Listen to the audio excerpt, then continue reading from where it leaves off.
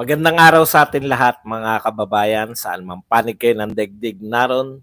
Dito na naman tayo sa another episode ng ating vlogs. Badong Aratiles po. Pag-uusapan natin ngayon, ito po, no? Si Tunying, Si Tunying Anthony Taberna, binara po ni Ka Jay Sonsa dahil po sa kanyang pagbibintang na sakim sa kapanyarihan itong mga Duterte. Yun, nagkaroon din ng buhay. Isang kapilang pala ang kinakailangan. Pag-uusapan din po natin, ito po pinanonood ko yung mga akusasyon ngayon kay Mayor Alice Go. Ba palala ng palala, no? Tsaka nasasyak ako at the same time, teka muna, parang may katotohanan na to. Parang ganito yung pinanonood ko. Meron na pong pangyari na ganito eh. Nasa hearing, napapanood po ng lahat, no? Parang guilty na, no? Talagang grabe, no? May napanood na akong hearing na ganyan, yung hearing ni De Lima. Ito real talk tayo habang nanonood kayo. Naalala nyo ba nung pinanonood nyo hearing ni De Lima? Ganyan na ganyan. Mamaya pag-uusapan natin. Pag-uusapan din po natin yung contrast, no? Alam nyo po, nagpahayag po ng announcement itong si BP Sara Duterte. Wala pong media, no? SMNI lang yata yung medyang naroon. Isa lang. Parang wala pong yung, alam mo yun, tapos in contrast, may pinahayag din po si Martin Romualdez.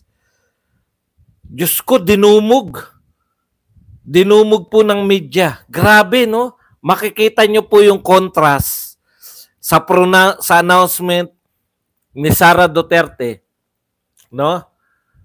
Isa lang po yung medyang naroon. Pero dahil matindi yung announcement ni BP Sara, yun po yung power ng social media no? Antindi po ng pronouncement. Kaya makikita nyo po, kinakain ng buhay ng social media itong traditional media. Kay Martin Romualdez, grabe lahat po ng estasyon. UNTV, TV5, ABS-CBN, GMA, lahat po ng channel nariyan sa pagmumuka. Yung akala mo may announce na Akala mo may matinding balita Kasi ang tindi po ng pasabog ni Sara Duterte. Tatakbo, no? Tatakbo ang yung mag-aamang Duterte. Grabe po yan. Ewan ko kung yung SMNI naroon o napadalan lang. Malamang naroon yung SMNI. Isa lang po. Pero grabe po. Sino na po nagdala niyan? Sino na po nagbalita? Natatakbo yung mga Duterte. Mga vlogger na. Social media na. Yan po ang power ng social media.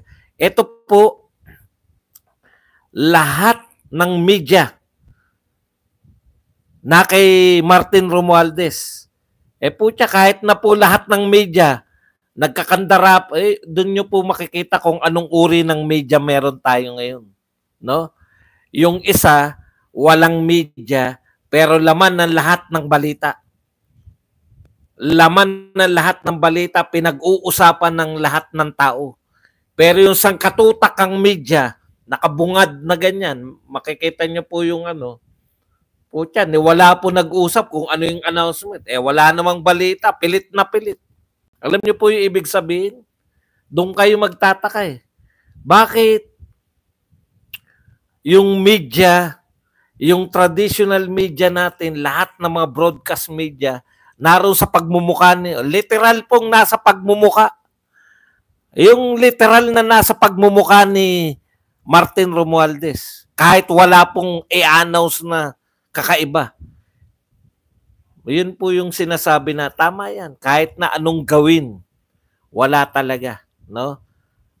Alam nyo na kung bakit sa kanya nakasubaybay yung media. Lenny Robredo nung araw. Yan ang bagong Lenny Robredo Lahat ng gawin may media Ang problema, worth, diba? At least si Lenny Robredo, nakakarating. Nakakarating yung balita. Tayo nang gigigil. Pati ba naman yung pagpaplantya, binabalita? Ito po, sangkatutak yung media sa pagmumuka, wala pong dating. Hindi pa rin pinag-uusapan. Ang pinagtataka ko sa inyong mga media, bakit kayo naroon lagi? Ano ba kakaiba? May kakaiba pa ba sa ayuda? May iba bang announcement? Ang masasabi ko lang, ibang klase talaga kayong media. Huwag kayo masyado magpahalata. Halatang halata eh. Kay Sara Duterte, may nakita ba kayong media? Wala, di ba? Pero yung announcement niya, tagos sa bawat puso ng mga Pilipino. Yung mga maka-Duterte, nagbubunyi. Yung mga hindi Duterte, ayun, ang gagalaiti. Yung mga hindi Duterte, naghanap na po ng mga katwiran. Kesyo dynasty, masamaan dynasty. Tala-talakay na ng masamaan dynasty. Bigla, masamaan dynasty. Yan po mga pag-uusapan natin. Pasakalye pa lang yan. Dahil po yan sa kape.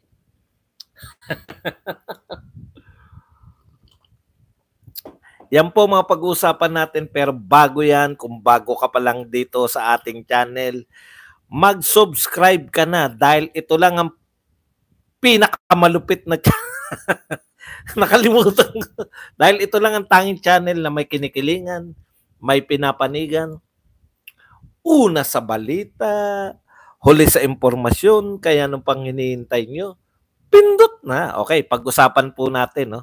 Unahin na po natin yung mga dapat unahin. Alam po ninyo, KJ Sonsa, ito. Lagi na natin to nakikita si KJ Sonsa, very active po ngayon, no? Ito po, nagpahayag po si Jay Sonsa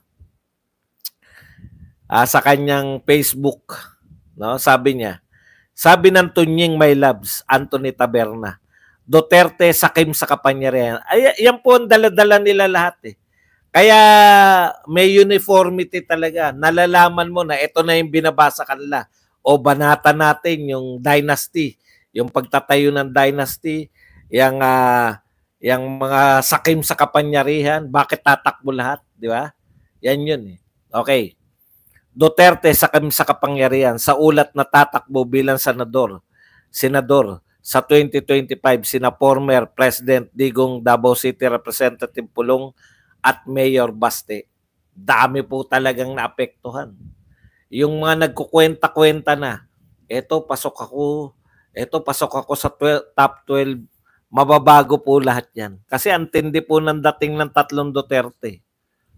Kung sasama pa po, hindi na alam ni Bato kung kasama pa nila si Tolentino o babaliktad na eh. Pero ang sigurado kasama si Go at si Bato. 'Di ba? Sabi ni Senator Bato, dapat malungkot na yung kandidatura nilang dalawa ni Senator Bongo eh. Biglang sumaya. Okay. Ito po ang sagot ni Jason sa. Tignan natin. Ito nakakalimutan kasi natin eh, no?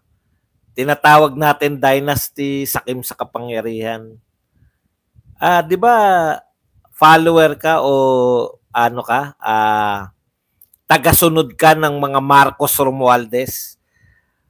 Tunying, makinig ka Tunying. Hindi ba Tunying na ikaw ay tagapagtanggol? Yan yung problema, no? Babanatan mo yung mga Duterte na sakim sa kapangyarihan. Pero yung sinusuportahan mo, kasi sa biglang tingin, tama nga naman, no? Kung tatlong Duterte, yan yung tema, no? Sakim sa kapangyarihan. Pero eleksyon yan eh. Di ba? Eleksyon yan eh. Nakakalimutan mo yata na yung sinusuportahan mong pamilya, Tunying, no? Yung Marcos Duterte, Marcos Romualdez. Ito yung kanilang mga humawak nung mula pa sa panahon ng tatay. Inisa-isa yan ni KJ Sonsa. Maraming salamat KJ Sonsa. Kasi hindi namin kilala yung iba eh. Pero pinapaalala lang namin kay Tunying, no? Na bago ka pumuna sa mga Duterte na sakim sa kapangyarihan, Ano ang tawag mo rito? Oh, eto po. Fabian Marcos, mayor ng Batak. Batak. Ilocos. Ikalawa, Mariano Marcos, congressman ng Ilocos Norte. Ferdinand Marcos Sr., congressman, senador at president. Imelda Romualdez Marcos, Metro Manila Governor and Minister of Human Settlements. Assemblyman, Ilocos Norte Congressman, Leyte Congressman. Elizabeth Marcos Quion, Governor, Ilocos Norte. Michael Marcos Quion, Board Member, Governor, Ilocos Norte. Amy Marcos, Chairperson, Kabataang Makabayan, Kabataang Barangay, Ilocos Norte, Assemblyman, Governor, Congressman, and Senator. Ferdinand Marcos Jr., Ilocos Norte Vice Governor, Congressman, Senator, and President. Angelo Marcos Barba, Ilocos Norte Congressman. Ferdinand Martin Romualdez, Leyte Congressman. Speaker of the House. Ferdinand Alexander Araneta Marcos, Ilocos Norte Congressman. Macho Marcos Manotok, Ilocos Norte Governor. Ieda Romualdez, Tingog Party List Representative and House Committee Chairperson. Wife of Martin. Kulang pa yan ha. Kulang pa yan, Kaji, yung mga yung isa pang Romualdez. Yung iyakin na taga Leyte. Nakakala mo ang bait-bait. Pero ngayon ayaw magpatuloy sa mga ayaw patuloyin ang mga Duterte dahil sila ay blasphemous. Oh. Ayan po ba? Katunying. Inisa-isa na sa'yo. Kulang pa nga. Wala pa yung wala pa isang yung asawa ni Kring Kring. Bago ka, di ba, bagay na bagay dito kay Katunying yung bago ka pumuna ng uling ng iba, tignan mo muna, no? Baka may uling din yung sinusuportahan mo. Si Alfred pa. Sabay-sabay yan, di ba? Hindi, nariyan na po yung Sandro. Nariyan na ba si Sandro?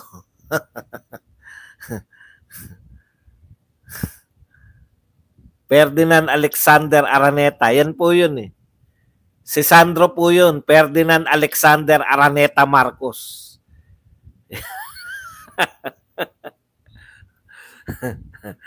Katunying? Napag-isipan mo ba yan? Padalos-dalos ka kasi. Yung pagiging sakimba sa kapangyarihan, hindi applicable yan sa mga Marcos. Sa Duterte lang applicable. Di, naiinggit ka yata. Di patakbuhin mo rin. Di ba? Patakbuhin mo rin lahat yung mga Marcos. Presidente, Bakit hindi mo patakbuhin? Lahat ng Marcos at Romualdez, ang dami po niyan. Si Alfred, si Martin, si Ieda, si Manotok, si Sandro. 5. Inggit ka ba, Tunying? Ito todo na ng Duterte dahil winawalang hiya ninyo. No? Grabe yung ginagawa ninyo sa Davao. No? Hindi nyo na ginalang yung pagiging Vice President ni Sara Duterte, wala na kayong control. Di patakbuhin mo rin yung mga Marcos, lahat ng mga kasalanan ba namin na walang pag-asa yung mga Marcos, yung mga kamag-anak incorporated na manalo bilang senador? Hindi na namin kasalanan yan. Maganda nga mag-field din ng patakbuhin nila yung Manotok, patakbuhin nila si Amy, patakbuhin nila si Martin, patakbuhin nila si Ieda, patakbuhin nila si Alfred. Si Sandro pa, 6. Pwede silang tumakbo lahat. May pumipigil ba sa kanila? Meron. Malamang hindi sila manalo lahat. Ayan yun Yung mga Duterte, kaya kayo nang gagalaiti kasi winnable. Baka mag-top 1, 2, 3 pa yan eh. No? Baka yung unang 3 pwesto makuha pa ng 3 Duterte. Kahit Vice President lang. Yung ate, hindi pala ate, yung kapatid at anak, Vice President. Ang tanong ko, bakit ayaw magpatakbo ng ibang Marcos, Romualdez, ng mga senador? Presidente yung inyo. Isa lang po ang matitiyak natin. Pag nagsitakbuhan po yan, malamang walang lumabas sa kanila. Yun po yung pagkakaiba ng direktang suporta ng mga tao. Tuwan-tuwa kami. Tuwan-tuwa po maraming mga Pilipino. Kaysa yung patatakbuhin ng pilit. Isa na lang nga yung tatakbong Marcos sa Senado ngayon. Baka matalo pa. Hindi ko sinasabing matatalo. Baka tumakbo yan under Duterte. Di nagkaroon ng pag-asa na manalo. Yun yung sinasabi ko eh. No? Ito po talaga sukatan. Kaysa nagngangawa ka, Tonying, kumbinsin mo yung mga Marcos. Total, bilib na bilib kayo sa kanila, di ba? Bakit hindi nyo makumbinsi? Kami po, sa sobrang bilib namin sa Duterte, sinasabi namin sa inyo, mananalo yung mga Duterte, baka top 1, 2, and 3 pa yan. Basta yung 3 na yan, nasa top 5, tinitiyak po namin. Titiyakin namin na nasa top 5 yan. Yung mga Marcos at Romualdez, nagpahayag na po si Martin. Hindi siya tatakbong senador. Hindi ka tatakbong senador? Bakit? Di ba? Show of force nga to eh. Dapat ipakita nyo, ikaw yung ginugroom eh. Napapalit eh. Dahil sa'yo, nagkagulo-gulo lahat eh.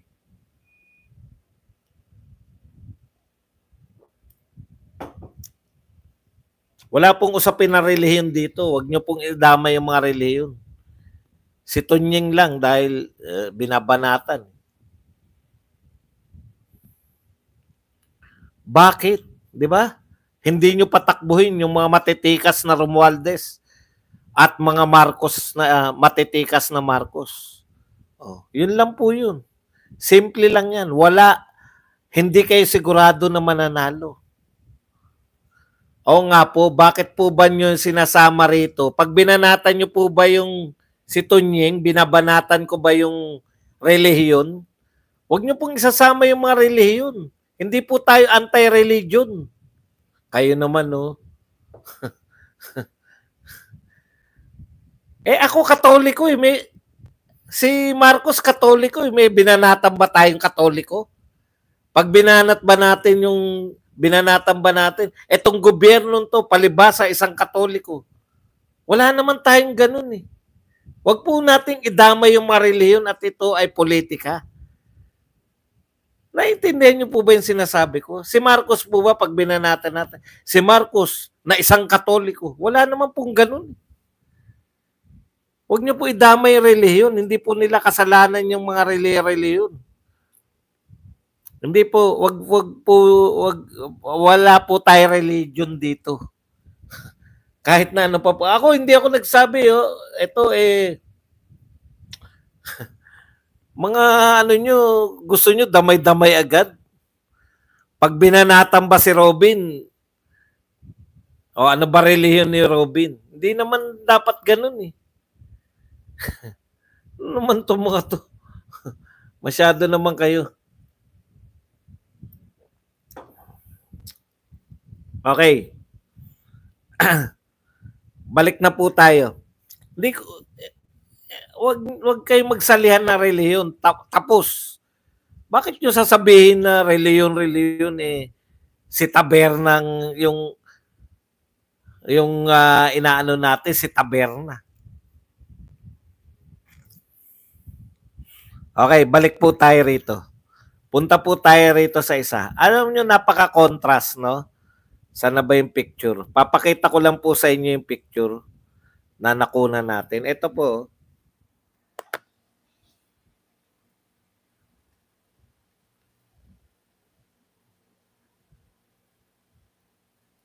Tignan nyo, kumpleto po yun. Tignan nyo po, kumpleto. May ABC5, ABS-CBN. Kung saan katutak, kala mo dumog na dumog yun. Di po ba? Yan yung sinasabi ko sa inyo na napaka-contrast, no? Ito po si Martin Romualdez, talagang dinudumog ng media, no? Kay okay. Kay BP Sara, sana makita. Sana makita ko yung kay BP Sara, parang hindi ko na makita eh. Wala po talagang media. Wala po talagang media kay BP Sara.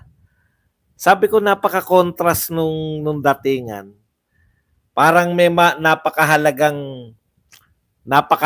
ba ng i-announce ni Jason sa ni Martin Romualdez. Parang hindi ako makapaniwala na talagang yung dumog na dumog, no? Sana ba yung nag-announce si BP Sara na tatakbo yung mga tatay niya? Teka, hanapin ko lang. Yan po, may in-announce din po si Romualdez kasi talagang makikita nyo po, matindi po talaga lahat po ng ano. Kaya lang, ito naman po si BP Sara. Pansinin nyo lang po yung pagkakaiba. Yan po yung nag-announce po si BP Sara na tatakbo yung tatlong Duterte. Wala pong mga mikropono. Isa lang po yan, breaking news lang ng SMNI. No, wala po. Dalawa lang yung nagtatanong diyan eh. Wala pong mga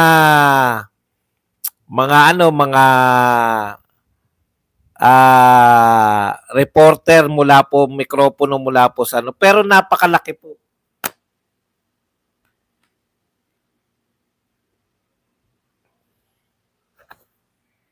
So nung nalaman po, in contrast makikita po natin talagang ang labanan pati po sa balita eh. Ang labanan po ngayon talagang makikita. In contrast po, kita nyo po yan na ay hindi nakikita ng mga taga-TikTok.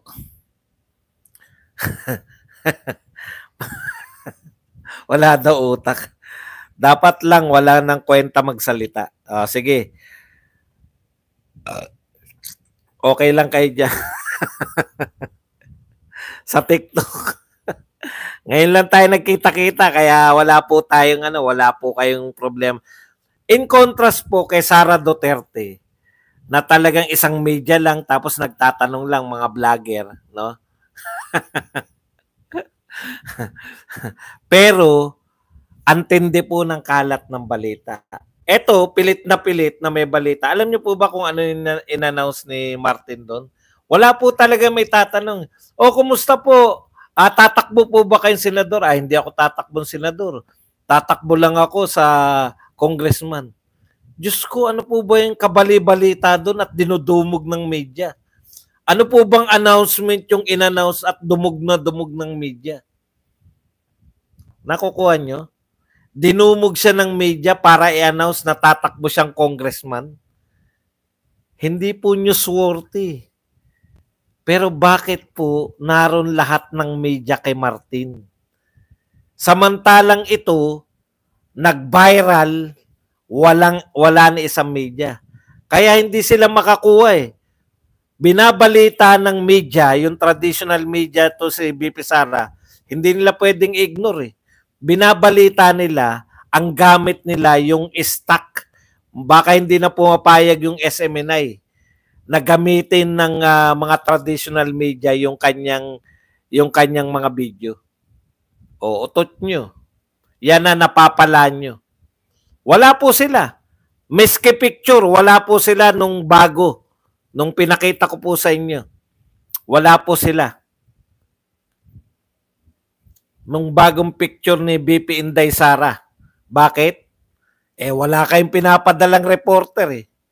Kaya yung mga ginagamit nyo, yung mga dati pang stock picture ninyo nung meron pa kayong reporter na pinadadala kay BP Sara. Ngayon, walang bago kayo, Hindi nyo mapicturan si BP Sara kasi nakalamartin yung mga reporter. Nakay PBBM yung mga reporter. Yun yung problema, no? Hindi nyo na kinocover. Kaya nakikiamot kayo ng balita. Ay, naku, magandang balita yan. Tingnan po ninyo. Maisog rally, wala po kami nakikita. Vloggers at SMNI lang ang naroon. Pero kinakailangan nilang ibalita kasi may mga pasabog eh. Nakikikuha sila. Nanghingi. Wala silang pinadadalang reporter eh. Sa Pampanga lang naganap. Hindi po sa ibang bansa. Sa Pampanga lang naganap. Walang mga reporter. Ganyan po ang labanan ngayon. It's between traditional media versus vlogger. Vlogger na mga Duterte versus traditional media nitong mga taga-Malacanang at mga kamag-anak incorporated. Yan po labanan ngayon. Sino po ang mas malupit ngayon? Kaya yung media, ibabaon namin yan. Sa totoo lang. Kasi hindi kayo, alam nyo kayong media, hindi kayo nawawalan ng audience, hindi kayo dahil sa sinisiraan namin kayo, hindi. Kayo ang sumisira sa sarili nyo. Bakit nagkakaroon? Kami? Ano ba dala-dala namin pag nagla-live kami sa Maisog? Cellphone. Cellphone lang po. Walang vlogger doon na naka-high-tech na camera. Wala. Cellphone lang. Oh. Dahil hindi nyo kino-cover, kami lang yung nakakapag-cover. Kami lang yung napapanooran. Di ba? Humihina kayo dahil namimili kayo ng balita. Yung mga worthy na balita, hindi nyo kino-cover. Nag-announce si BP Sara na tatakbo. Nag-announce si BP Sara na tatakbo yung 3 Duterte. Wala kayong kuha, wala kayong video. Bakit? Wala kayong reporter dun eh. Saan ba yan? Sa ano ba yan? Sa Netherlands ba siya nag-announce? Hindi. Malamang sa Davao lang yan. Hindi kayo makapagpadala na reporter sa Davao? Ay, hindi. Kay Martin lang yung mga reporter namin. Exclusive kami. Exclusive. Eksklusibo. Ganyan po ang labanan ngayon. Exclusive. Exclusive po sila na ang i-cover nila si Martin lang kahit wala. Kahit wala silang balita, wala namang ibabalita. Ano ba babalita mo? Mamimigay ng ayuda? Ano bang sa CDO daw? O CDO? Pilipinas pa yun, alam ko. Na, West Philippines nga, ang layo. May mga reporter kayo. Sa CDO, wala kayo reporter. O di wala kayo maibalita ng live. Nakikiamot kayo ngayon. Di ba? Sa mga footage na hindi na bago, sino lang ang may bagong footage? SMNI. At mga vlogger na umatindo. Yung SMNI hindi madamot sa mga vlogger. Tapos nagtataka kayo. Sa mga survey. Bakit sa social media na nanonood ng mga tao? Kasalanan nyo yan. Bakit hindi nyo kinocover yung mga gustong panoorin ng tao? Huwag nyo sabihin na walang gustong makaalam ng nangyayari sa Maisog. Di ba? Kaya, isa lang po yan. Pati po, labanan ng impormasyon. Sino yung makakapagbigay ng impormasyon? Ng totoong impormasyon? Yan po, matindi ring labanan yan. At sa tingin ko, yan ang ikapapanalo ng mga Duterte. Alam nyo kung bakit? Hindi bayaran yung mga vlogger ng Duterte. Kaya puso-puso. Alam nyo yun? Puso namin yung pinaglalaban namin. Sinusuportahan namin yung mga Duterte para magbigay ng mga balita na tapat. Kayo, halata eh. Paano hindi mahalata? Wala kayo sa announcement ni BP Sara. Pero sa announcement ni Martin, ang tindi ng announcement ni Martin, ha? Tatakbo ako na congressman. Puta, ano ba bago ron? Tatakbong congressman? pinagkakaguluhan nyo. Hindi ibabalita yan ng dyaryo eh. Uy, tatakbo raw na congressman. Di ba dati ng congressman yan? Oo nga, pero para lang tayo may maibalita kasi bakit pa tayo nagpunta ron kung hindi natin ibabalita? Pero yung eksplosibong mga balita katulad ng tatakbo mga Duterte, wala kayo dun. May sinabi si Baste, binanatan niya si Bongo dun sa Maisog, Pampanga. Pampanga lang, hindi kayo nakapagparating ng mga reporter. Oh, mang-aamot pa. Yung binabanatan yung SMNI, dun pa kayo kukuha. Active talaga kami. Sabi ng active ang mga tuwan-tuwa kami. Kayo ba, hindi ba kayo active? Hindi ba active yung mga nyo? Baka kulang sa langis yung mga vlogger nyo. Kaya hindi active. Active. Kahit naman mag-active yung mga vlogger nyo, mga banban naman yung mga vlogger nyo eh. Kahit yung banban, mag-active man yung banban, nangahahawa lang ng mga banban. O kaya nga kayo naniniwala pa rin dun eh. Pare-pareho kayong banban eh.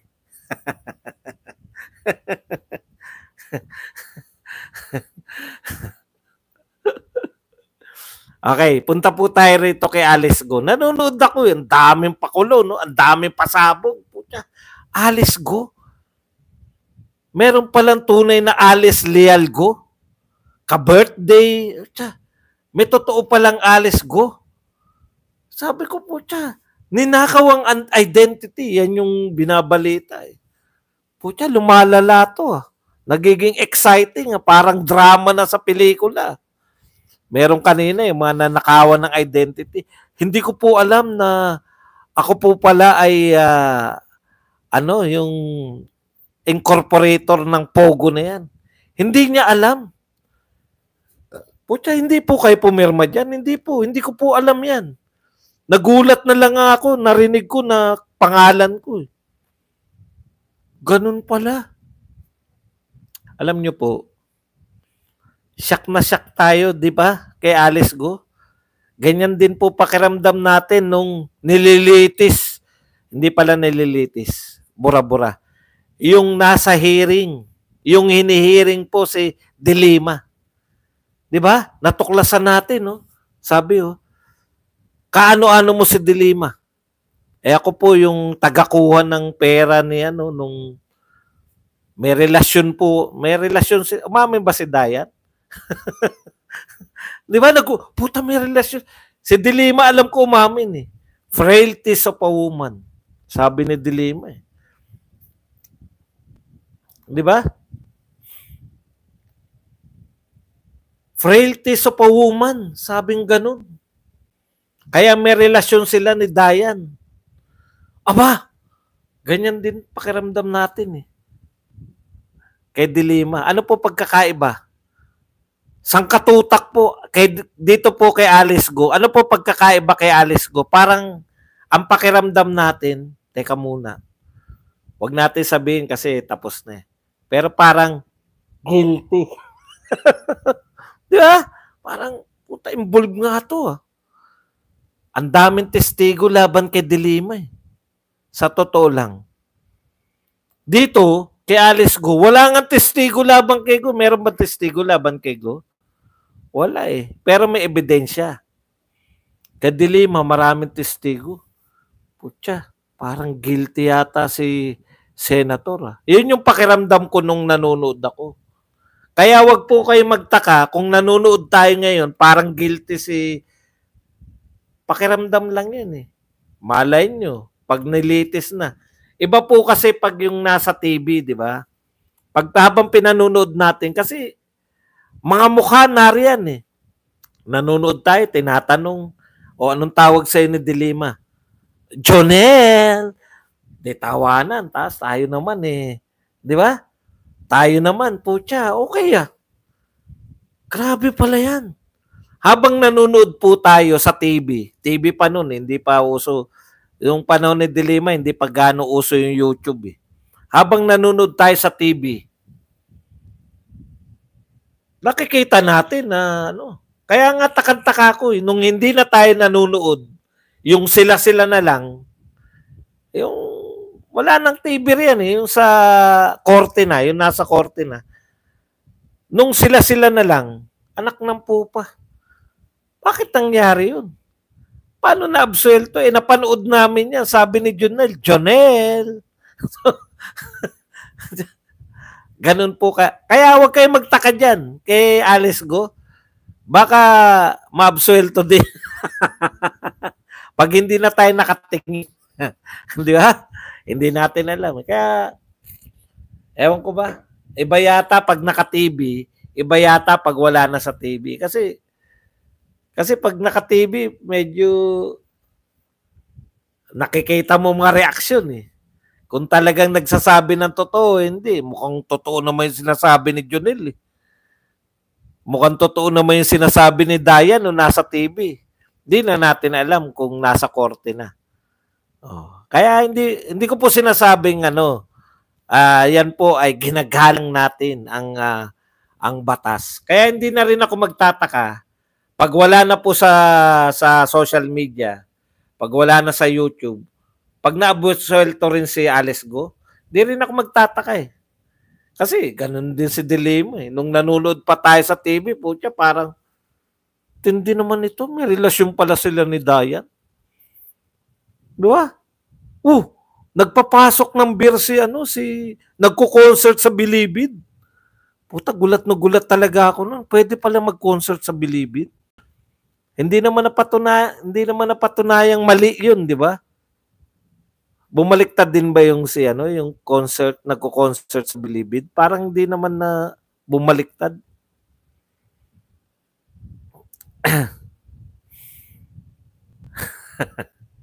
Pwede.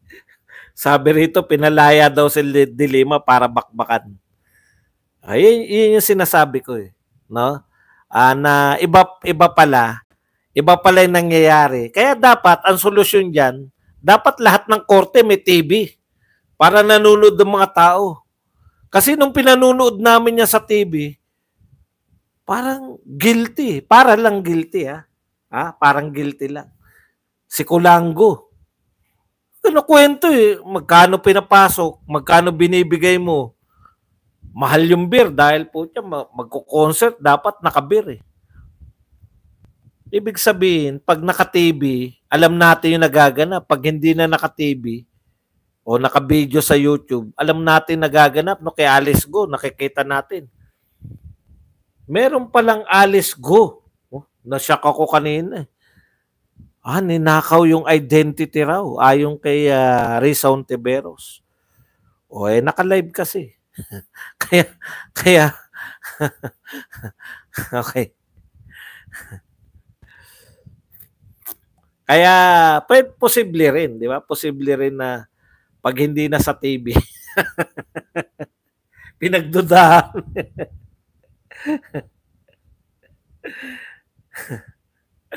Okay. Pwede na po tayong magtanong, pwede na po kayong magbigay ng reaksyon. Yan. Mapa sa YouTube at sa dito sa kabila.